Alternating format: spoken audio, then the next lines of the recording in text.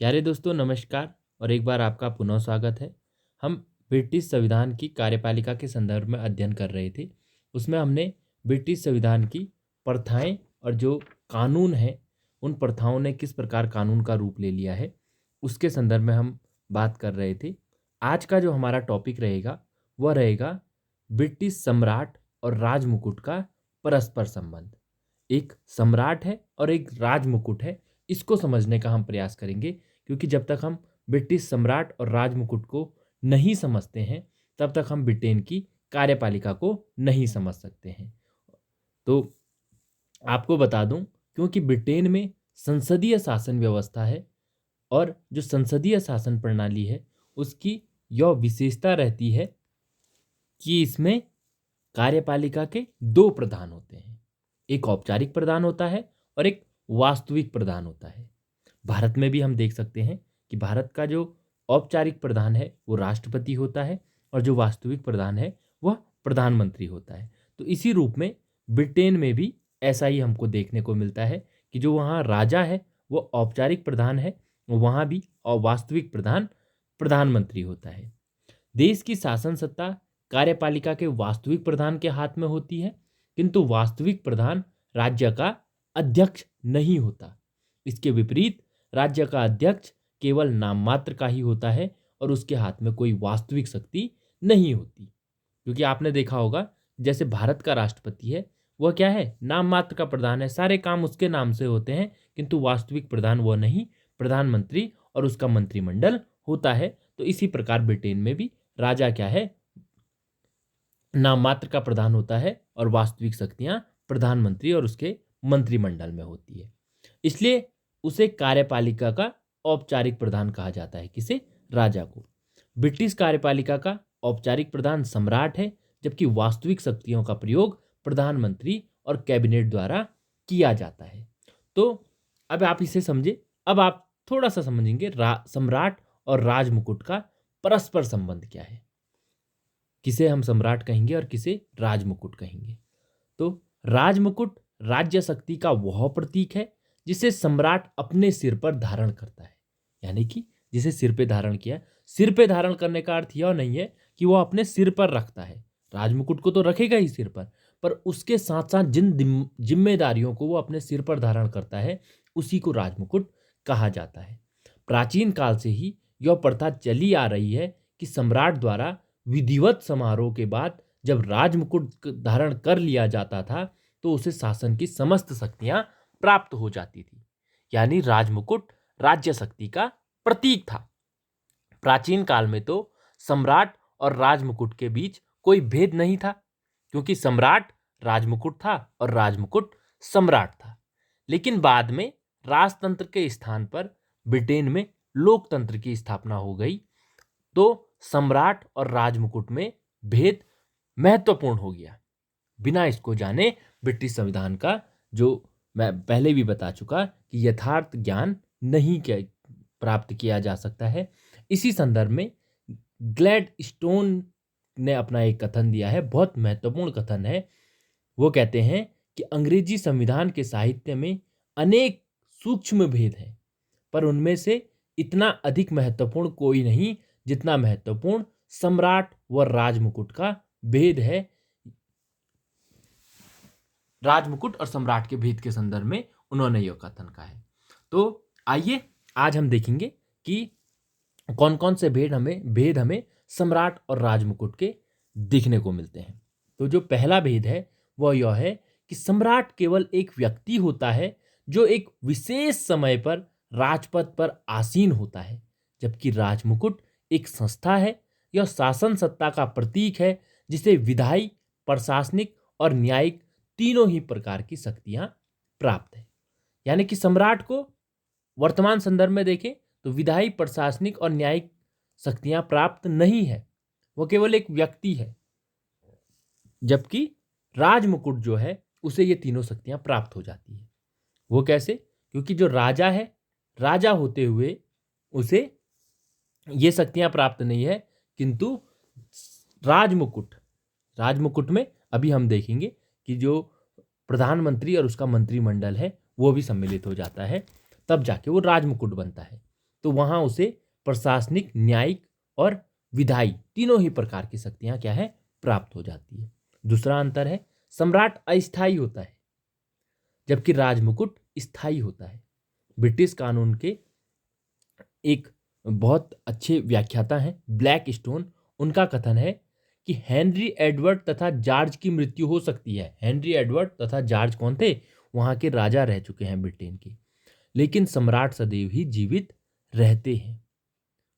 इससे उनका तात्पर्य यह था कि एक विशेष समय पर सम्राट पर आसीन व्यक्ति की मृत्यु निश्चित है, लेकिन सम्राट का पद जिसे राजमुकुट कहा जाता है वह क्या है, अमर है। तीसरा अंतर, सम्राट राजमुकुट के अधिकारों का एक स्रोत भर है, लेकिन सम्राट के राज्याधिकारों के अतिरिक्त पार्लियामेंट के कानूनों ने भी समय समय पर राजमुकुट को क्या है, अधिकार प्रदान किए हैं। सम्राट का रूप व्यक्तिक है जबकि राजमुकुट का रूप सामूहिक है।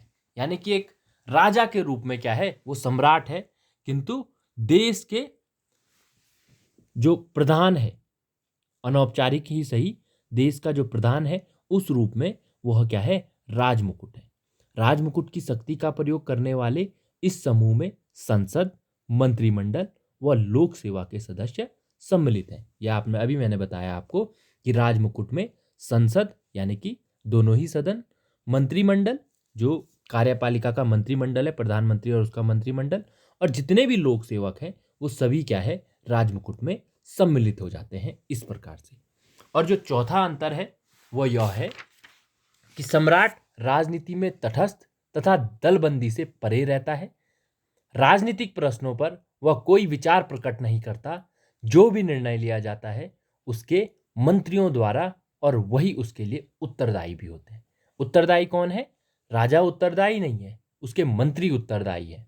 सम्राट मंत्रियों को सुझाव दे सकता है, उनको चेतावनी दे सकता है तथा उनके निर्णयों को प्रभावित कर सकता है, लेकिन निर्णय क्या है, मंत्रियों का ही होता है। और वर्ष 1841 के बाद से यह परंपरा रही है कि सम्राट को सार्वजनिक विवाद से अलग रखा जाए। सार्वजनिक विवाद का अर्थ है कि ऐसे विवाद जो देश की शासन व्यवस्था को, देश की राजनीति को प्रभावित करते हो, वैसे विवादों पर सम्राट को अलग रखा जाए, इसका ये कहने का तात्पर्य है। अब इसको समझने के बाद हम थोड़ा सा सम्राट और राजमुकुट को समझने के पश्चात राजमुकुट की शक्तियों के स्रोत को भी देखेंगे। राजमुकुट की जो शक्तियों के स्रोत हैं दो प्रकार के माने जा सकते हैं। पहला, सम्राट के राजाधिकार। राजाधिकार का अर्थ है राजा होने के नाते जो अधिकार सम्राट को प्राप्त हैं उन्हें राजमुकुट की ऐसे स्रोत जो सम्राट को राजाधिकार के रूप में प्राप्त हैं। एक स्रोत ये है, और दूसरे हैं पार्लियामेंट द्वारा पारित कानून। यानी कि पार्लियामेंट ने जो अपने संसद में कानून पास किए हैं उनके द्वारा राजमुकुट को जो शक्तियां प्राप्त हुई है वो। तो यानी कि एक तो राजा होने के नाते राजा को जो शक्तियां प्राप्त हैं वो राजमुकुट की स्वतः ही हो जाती हैं, और दूसरी संसद के कानूनों के पास होने से जो अधिकार राजा को प्राप्त होते हैं वे। पहले हम देखते हैं राजाधिकार। तो जब संसद नहीं हुआ करती थी, ब्रिटेन में जब संसद नहीं हुआ करती थी, तब राजा की शक्तियां उसके अपने व्यक्तित्व में निहित होती थी। क्योंकि आप भी जानते हैं कि पहले राजतंत्रात्मक शासन सभी जगह था, तो राजा को न्यायिक, विधायी और कार्यपालिका तीनों ही प्रकार की शक्तियां राजा में निहित होती थी। तो इन शक्तियों को ही राज्याधिकार कहते हैं कि राजा का राजा होने के नाते जो अधिकार प्राप्त है, और राजा इनका निर्णय अपने विवेक से करता था। इसके अतिरिक्त राजा स्वविवेक तथा स्वेच्छा पर आधारित शक्तियों के वे अवशेष हैं जिन्हें कानूनी आधार पर राजमुकुट के हाथों पर छोड़ा गया है। डाइसी महोदय का यह कथन है कि यह स्वविवेक तथा स्वेच्छा पर आधारित शक्तियों के वे अवशेष हैं जिन्हें कानूनी आधार पर राजमुकुट के हाथों पर छोड़ा गया है। यानी कि है तो राजमुकुट कौन, पूरा मंत्रिमंडल, पूरी संसद राजमुकुट बन जाते हैं, पर उन शक्तियों का प्रयोग राजा के द्वारा किया जाता है। भले ही आज उसमें प्रतिबंध लग चुके हों, राजा को मंत्रियों की मंत्रणा मांगने के लिए विवश होना पड़ता हो, किंतु शक्तियों का प्रयोग राजा के माध्यम से ही होता है। तो वो सारी शक्तियां क्या है, राजाधिकार की शक्तियां हैं। राजाधिकार के अंतर्गत उन शक्तियों को रखा जा सकता है जो राजा को स्वाभाविक रूप से मिली हुई है, किसी ने उसको यह शक्तियां प्रदान नहीं की। किसी ने का कहने का अर्थ है पार्लियामेंट द्वारा उसे ये शक्तियां प्रदान नहीं की गई है, या पार्लियामेंट के अतिरिक्त किसी अन्य संस्था द्वारा उसे यह शक्तियां प्रदान नहीं की गई है। सम्राट के राज्याधिकारों का मूल आधार परंपरा है, जिसके अनुसार सम्राट को राज्य की प्रतिभा, युद्ध में प्रजा का नेता, शांति में उसका संरक्षक तथा सर्वोच्च न्यायाधीश माना जाता था।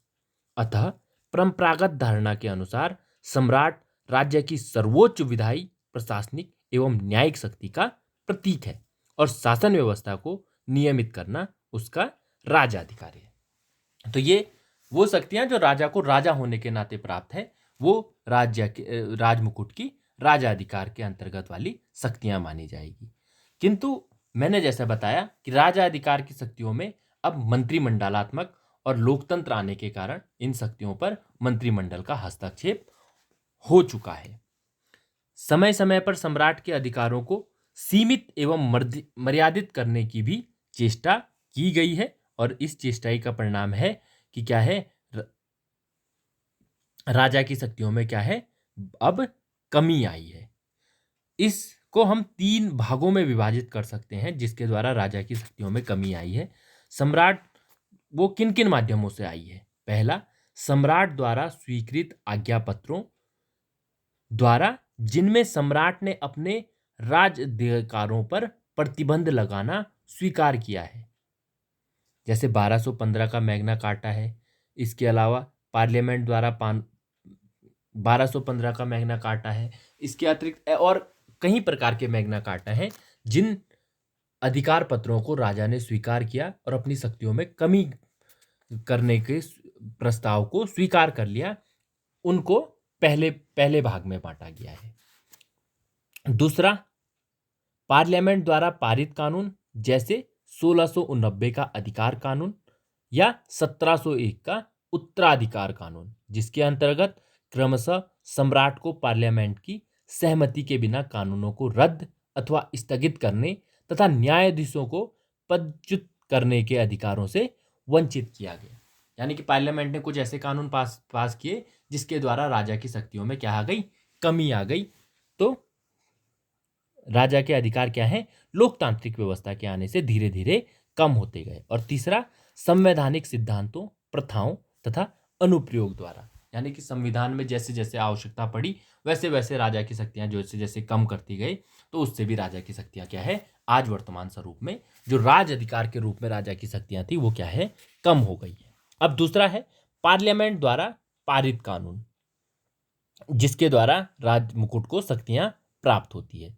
राजमुकुट के अधिकारों का दूसरा स्रोत पार्लियामेंट द्वारा पारित कानून है।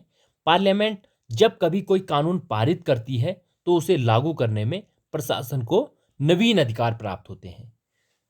उदाहरण के लिए, पार्लियामेंट वायुसेना की व्यवस्था करती है, वृद्धावस्था में पेंशन दिए जाने की व्यवस्था करती है, किसी नए कर लगाने की अनुमति देती है, कोई नवीन आवासीय कानून पारित करती है। तो इसका अर्थ है राजमुकुट के प्रशासनिक कर्तव्यों को बढ़ाना और इस प्रकार उसके अधिकार क्षेत्र को बढ़ाना। तो दूसरे को आप इसी प्रकार समझ सकते हैं, पार्लियामेंट ने जो जो कानून पास करके राजा को शक्तियां दी है या ली है, उनके माध्यम से राजा को जो शक्तियां प्राप्त हुई है या राजा की जो शक्तियां छीनी गई हैं, वो पार्लियामेंट द्वारा पारित कानून के माध्यम से राजमुकुट को शक्तियां प्राप्त हुई है। तो आज हमने समझा, एक तो सम्राट और राजमुकुट का परस्पर संबंध, दूसरा हमने ब्रिटेन की कार्यपालिका का जो स्वरूप है, संसदीय शासन प्रणाली का जो स्वरूप है, उसको भी हमने समझा, और लास्ट में राजमुकुट को किस जो शक्तियों के स्रोत हैं उनको हमने जाना। पहला था राजाधिकार और दूसरा था पार्लियामेंट द्वारा पारित कानून। कल हम बात करेंगे राजमुकुट की शक्तियों के संदर्भ में। बहुत सारी शक्तियां राजमुकुट को प्राप्त है, प्रशासनिक शक्तियां, व्यवस्थापन संबंधी शक्तियां, वित्तीय शक्तियां हैं, इसके अलावा न्यायिक शक्तियां हैं, धार्मिक शक्तियां हैं, उन पर हम कल बात करेंगे। आप लोगों ने मुझे सुना, आप लोगों का बहुत बहुत धन्यवाद। वीडियो को समाप्त करने से पूर्व आप लोगों से अनुरोध रहेगा कि अगर आप चैनल पर नए आए हैं तो वीडियो को लाइक अवश्य करें और चैनल को सब्सक्राइब अवश्य करें, क्योंकि उससे हमें प्रेरणा प्राप्त होती है।